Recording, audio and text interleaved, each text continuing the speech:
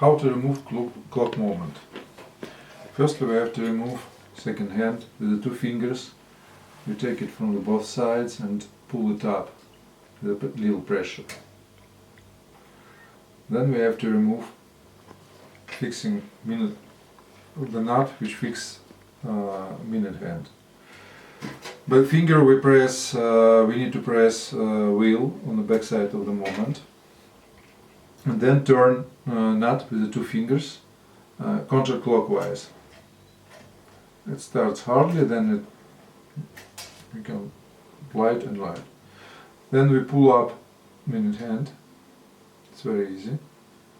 With a little pressure by two fingers, or maybe three fingers, we pull up our hand.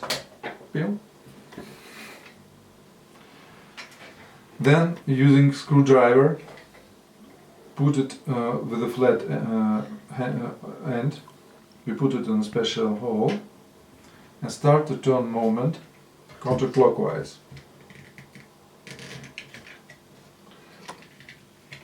Then we can take it with the fingers and continue turning counterclockwise. And it makes free. That's all.